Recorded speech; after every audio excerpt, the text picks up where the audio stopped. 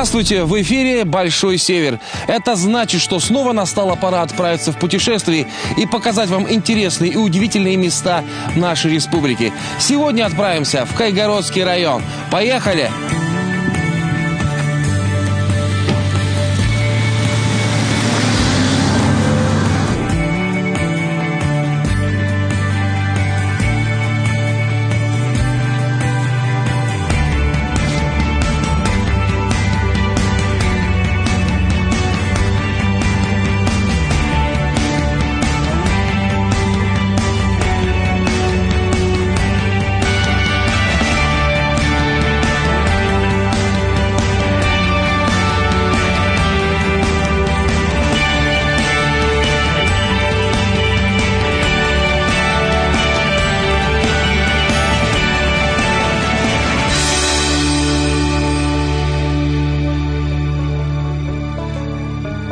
Начали мы свое путешествие с посещения столицы района, старинного села Кайгородок, Покоми Койгород, что переводится как «дом у реки Кой, где такуют глухари». Название это упоминается в песцовых книгах еще в XVI веке. На одном из высоких холмов стоит красивый храм, который как будто встречает вас при въезде в село.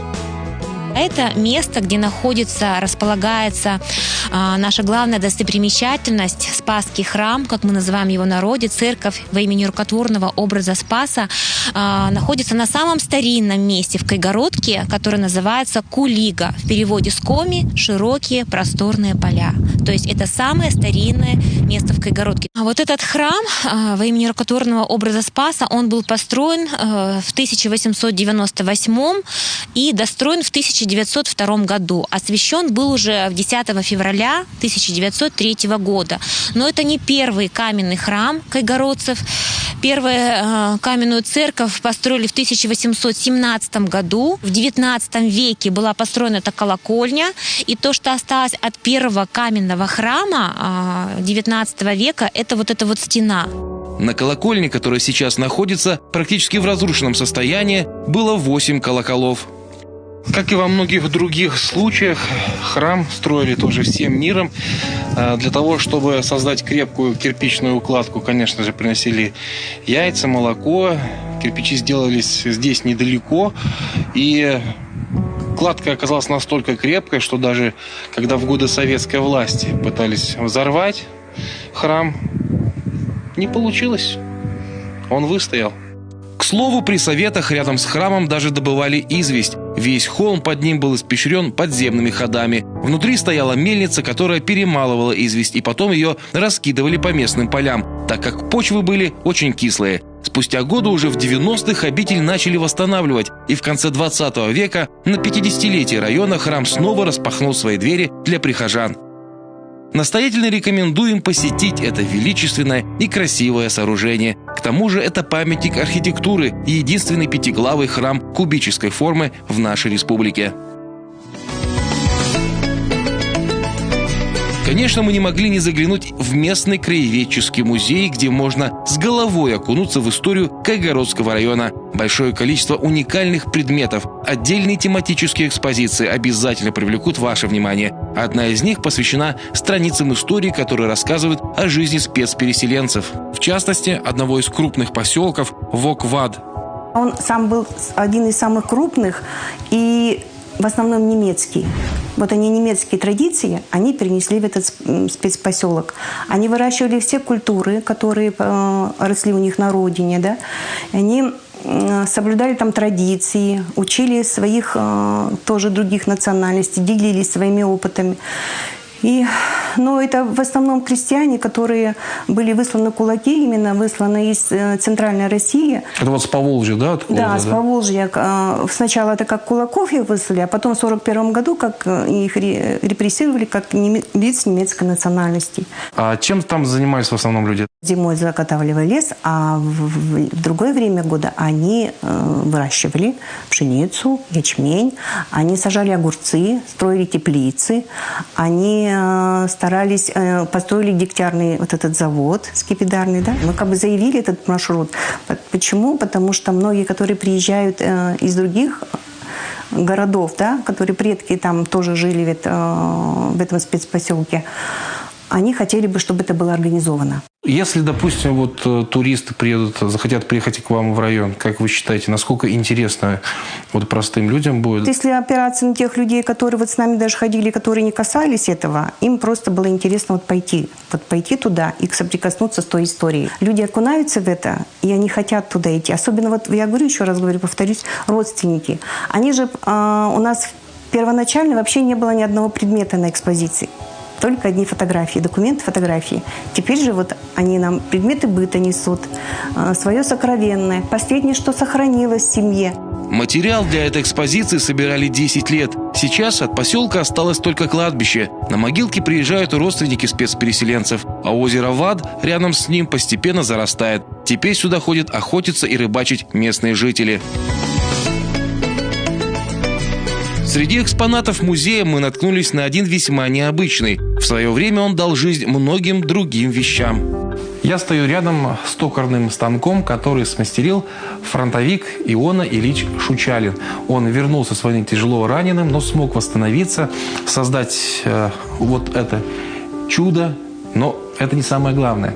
Сейчас я вам покажу, что при помощи этого станка смастерил этот удивительный человек. Так вот, вся мебель, которую вы видите в этой комнате, вот этот великолепный, красивый буфет, этот шкаф для книг, где хранятся книги даже вот тех лет, и этот шкаф для одежды, это все сделано в 50-х годах прошлого века, практически ничего не ремонтировалось. Стол очень редкий, между прочим. Ну и посмотрите на этот стул. Производство 1949 года. Представляете себе? И надо сказать, что стул не ремонтировался.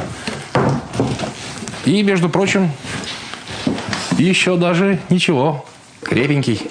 Еще одна экспозиция, которая привлекла наше внимание, посвящена Кажемским заводам. Но давайте обо всем по порядку.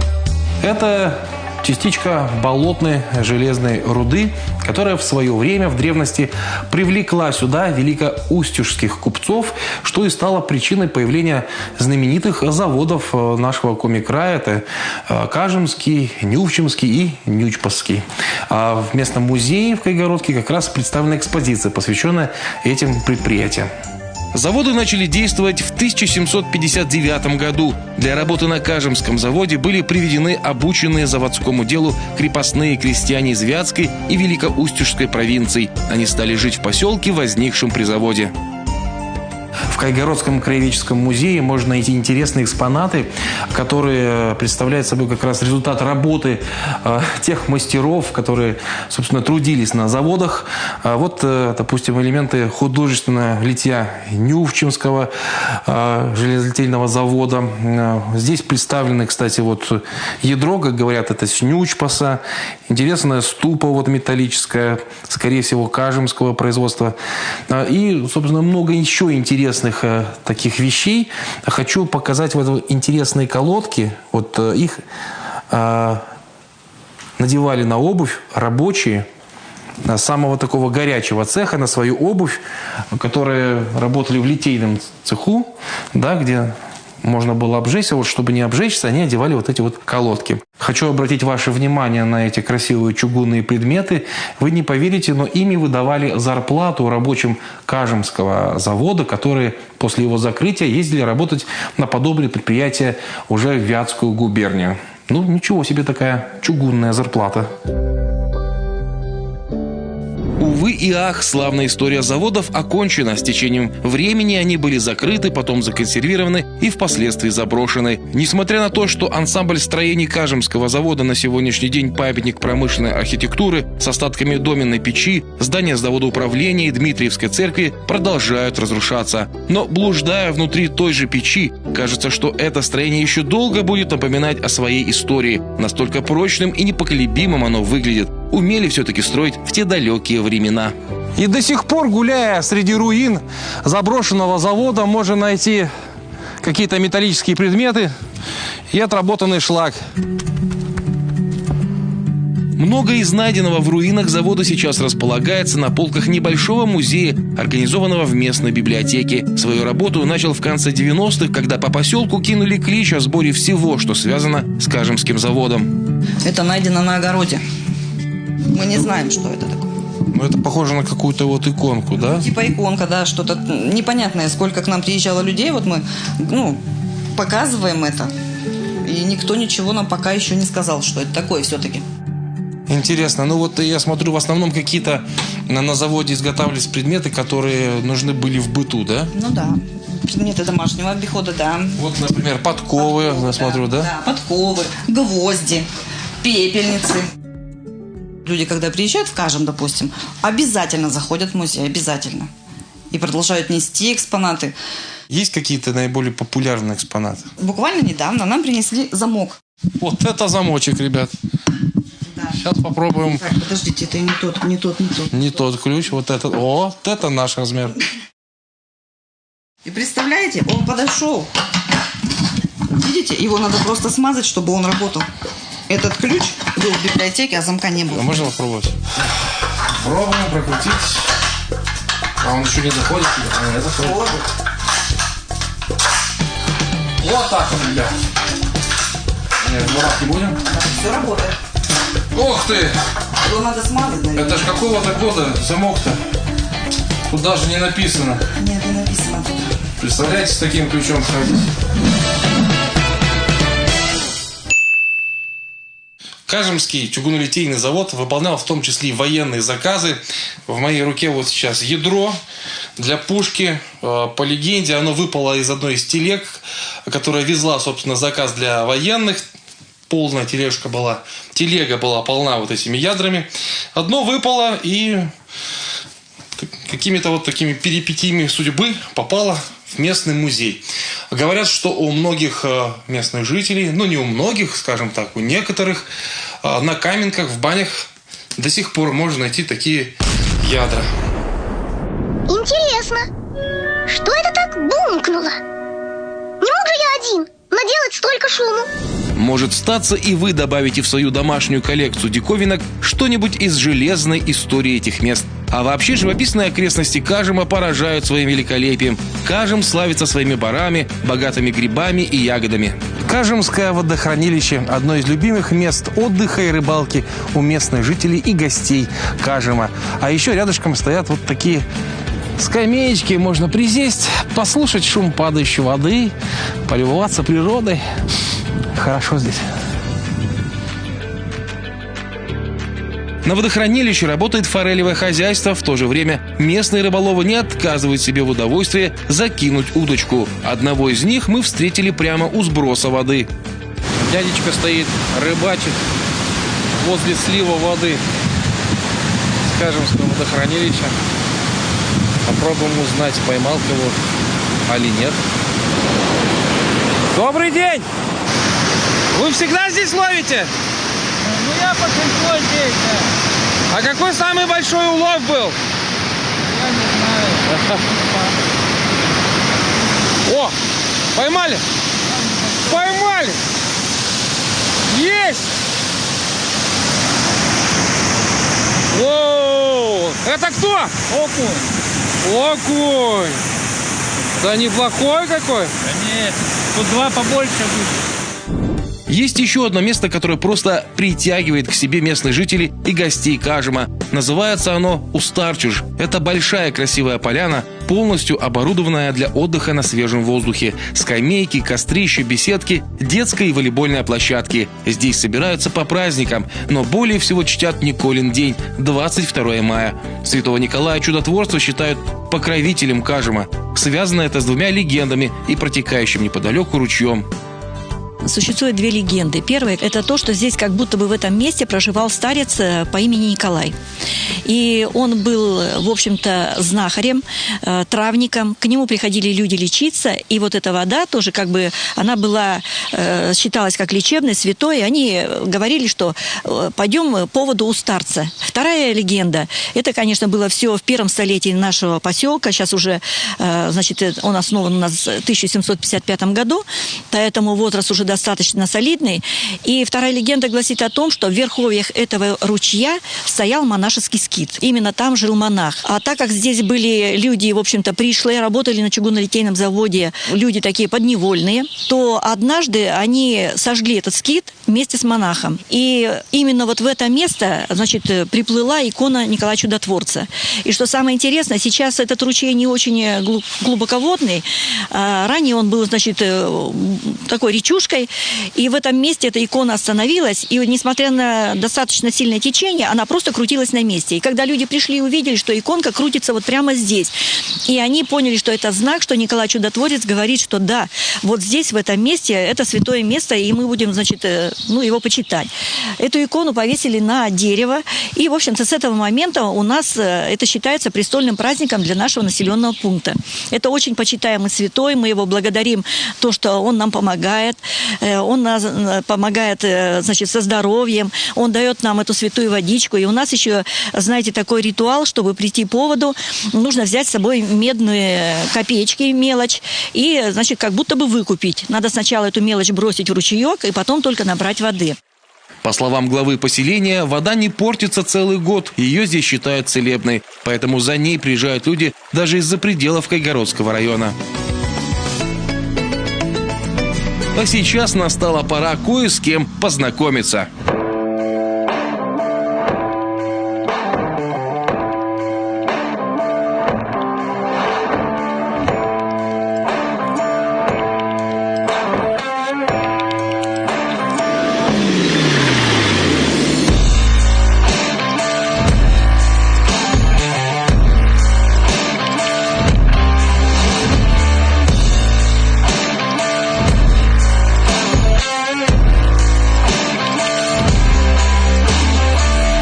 Ребят, прокатимся немного на настоящем вездеходе. Это Трикол, транспорт экологический, как еще правильно говорить, так расшифровывается его название. Машина с 3 осями, шины сверхнизкого давления специально для того, чтобы не травмировать нежную почву. Она может ездить даже по моховому тундровому покрытию, не повреждая его. Ну и, конечно, ей покоряется любое бездорожье, потому что все мосты ведущие, поэтому, застрять на нем, конечно, можно, но мы этого делать не будем. А мы сейчас едем в национальный парк Кайгородский для того, чтобы действительно прикоснуться к девственной природе. И очень надеемся, что все у нас получится. Ну что, вперед к приключениям! Национальный парк Кайгородский – особо охраняемая природная территория, сохранившая к настоящему времени нетронутый человеком массив девственных южно-таежных лесов Европы. Его площадь почти 60 тысяч гектаров. Национальный парк Кайгородский – место концентрации и сохранения уникального биологического разнообразия. Заповедная непроходимая чаща сохранила более 20 видов краснокнижных животных. Ученые называют парк роддомом для лосей, ведь здесь очень благоприятные условия для роста популяции сахатых. В том, что они действительно здесь есть, мы убедились во время прогулки. Мы гуляем по тропе и вот нашли следы лося. Вот его большой такой след от копыта. Где-то здесь он тоже живет, обитает. Живет, видимо, неплохо. Вдруг встретимся, здороваемся.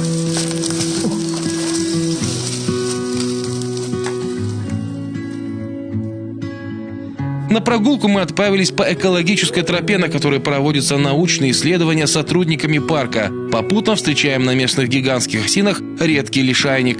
Лобария легочная. Лобария легочная, да? Краснокнижный вид. Краснокнижный вид. Растет он именно вот на осинах или я смотрю? В основном на осинах, бывает на елях тоже вырастает. То есть... Вот, вы посмотрите, какая осина. Это сколько ей лет, наверное? За сотню? За сотню точно. Что касается лобарии, то этот лишайник произрастает только там, где воздух абсолютно чист. В Европе его практически не осталось, наиболее распространен в Северной Америке. Отвары из него применяют при лечении легочных заболеваний, туберкулеза. Также из него выделяют оранжевый краситель для шерсти, используют в парфюмерной промышленности и даже в качестве ингредиента при изготовлении пива. и таких необычных растений здесь немало. Мы планируем сделать на этой тропе экологическую тропу для населения любого возраста, так как она, сами видели, не длинная, протяженность ее довольно-таки короткая, и она несложная в прохождении. Нет таких каких-то увалов или что-то еще сложного. Мы решили совместить как раз-таки эту тропу научную и тропу экологическую вместе сделать, так как на ней редкие виды встречаются, про которые интересно будет рассказать. Мы планируем много троп сделать, интересных, разных, для разного населения, для разной аудитории, то есть на любой вкус. Проявляют ли люди интерес к посещению национального парка? Да, много писем приходят на электронную почту парка, то есть оставляют заявки в социальной сети ВКонтакте на посещение парка. Вот буквально недавно радиолюбители заинтересовались нашим парком и хотят посетить его. При посещении национального парка наверняка нужно учитывать какие-то правила. Нужно обязательно получить разрешение на посещение и ознакомиться с инструктажом. То есть есть определенные правила, которые нужно будет соблюдать. Здесь нельзя охотиться на территории парка. Разрешен сбор ягод, грибов для собственных нужд. То есть покушать можно будет. Да. И, понятно, противопожарная безопасность обязательно. Что делать, если встретился с диким зверем? Ничего. Лучше его вообще не трогать, обходить мимо. Вреда вы ему не нанесете, если вы его не будете его трогать. Даже если это детеныш, тем более. Обычно бывают люди такие все жалостливые, хотят пожалеть, приютить, но этого делать не нужно ни в коем случае. То есть, если даже птенец из гнезда выпал, ты видишь, не трогай? Не трогай. Не надо вмешиваться в естественную природу. Какие планы по поводу действительно туризма? Нацпарк Кайгородский. Мы видим несколько категорий туристов. Это у нас первая, это семьи с детьми, возможно, и с пожилыми людьми. А вторая категория, это у нас студенты научных, естественно-научных направленностей, школьники, возможно, интересующиеся как раз-таки природой, а также люди, интересующиеся наукой, и молодежь. Хотелось бы видеть здесь молодежь, заинтересованную тоже в сохранении природы. Для всех туристов и сотрудников на территории парка планируется организовать 5 стоянок, где можно будет с комфортом остановиться на ночлег. Работы в этом направлении уже ведутся. Они постепенно обустраиваются. Первая и самая обустроенная пока Федоровка. Мы находимся на туристической стоянке Федоровка на границе национального парка Кайгородский. Она сейчас наиболее оборудована из всех других стоянок. Всего планируется, по-моему, порядка 5. Здесь уже сейчас построен такой красивый гостевой домик. Он внутри пока пустой, но снаружи такой красивый, уютный. Хочется туда заехать и провести несколько дней здесь, посреди дикой природы, рядом с девственными лесами. Помимо этого, конечно, уже здесь функционирует еще 2 гостевых дома. Каждый из них на порядка 6-7 человек посетителей уже сюда приезжают. Приезжают сюда научные сотрудники, волонтеры, сами сотрудники парка. Помимо всего прочего, на участке, конечно же, есть оборудованное костровище для тех, кто предпочитает готовить еду на открытом огне. А это, как вы знаете, очень вкусно. И, естественно, как же в лесу обойтись без хорошей бани. И вот она здесь тоже есть. Смотрите. Маленькая, компактная, жаркая. И сегодня мы здесь паримся обязательно. За соблюдением порядка на стоянках и, конечно, прежде всего в самом нацпарке следят государственные инспекторы. Ежедневные обходы и облеты на дронах заповедной территории, забота о животных и птицах. Чем занимаются инспектора в национальном парке? В основном, получается, мы охраняем, естественно, природу эту нашу. Ставим слонцы для лосей. Делаем скворечники. Фотоловушки, наверное, тоже? Фотоловушки обязательно поставим. Для съемок, естественно, кто обитает в этой среде у нас, кто находится. Отслеживаете популяцию животных? Обязательно. Для нас это обязательная работа. Национальный парк Кайгородский молодой парк, да? Что можно сказать о популяции животных? Есть какой-то ее прирост? Я как сам по себе могу судить, да, есть. Именно заметил, леса рубят вокруг, и животный мир старается в парк переходить. Потому что тишина, никто их не трогает, никто не пугает. Но наш национальный парк граничит с заповедником в Кировской области, да? Есть такое, что приходят гости оттуда, мохнатые? Да, почему бы нет? Наверное, приходят же? Я думаю, так, да. Национальный парк такая большая территория, почти 60 тысяч гектаров. Сколько инспекторов работает, чтобы отслеживать ситуацию в нем? Ну, на данный момент у нас 12 инспекторов находится, и получается, мы стараемся выходить, создаем маршрутный лист, и каждый инспектор старается обойти определенный участок на территории парка, и при этом посмотреть, был кто, животный мир какой обошел, какие следы, все. Чем вам нравится работа инспектором? Если честно сказать, всю жизнь мечтал. Егерем стать. Всегда было такое тягота к лесу, именно охранять природные ресурсы. Не именно республиками, именно района. Почему-то хотелось вот так всегда. В Коми всегда относились охотники к природе бережливо, то есть брали не больше, чем надо, правильно? Правильно, это вариант, правильно говорите, да. Это так и надо взять. Природу надо всегда беречь. Надо оставить на завтра, на завтрашнее поколение. Что завтра будет, чтобы осталось на завтра. Не именно я сегодня пришел, убил, а что завтра будет, не важно. А именно, чтобы завтра что-то осталось кому-то. Ну а чего хочется после целого дня, проведенного в тайге? Это, конечно, ароматной еды, приготовленной на костре, горячего чая и баню.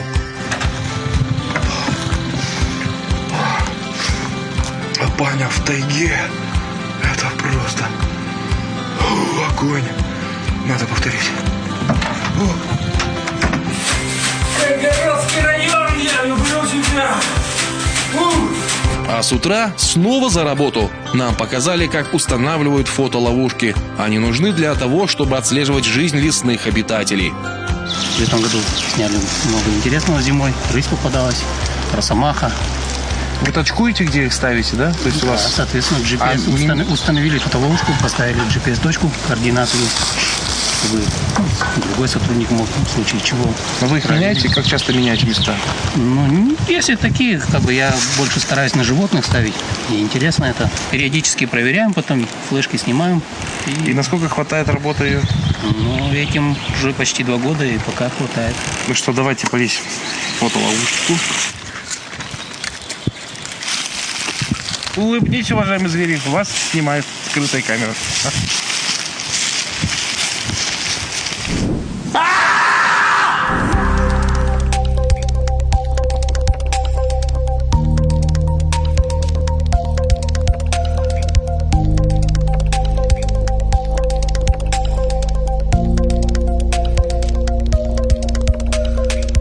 К сожалению, мы не успели посмотреть все природные и культурные достопримечательности района, так что у вас определенно есть шанс найти здесь еще больше интересного. Дерзайте! Ну вот и настала пора прощаться с Кайгородским районом. Мы уедем отсюда, но увезем с собой теплые воспоминания о девственной чистой природе, прекрасных людях, которые, уверен, всегда будут рады видеть вас у себя в гостях. Путешествуйте по республике, ведь у нас очень много интересных и красивых мест. Это был Большой Север. До встречи. Принимай. Опа. А за крутые берега, где поля мои поля, где леса мои леса, ты неси меня, река.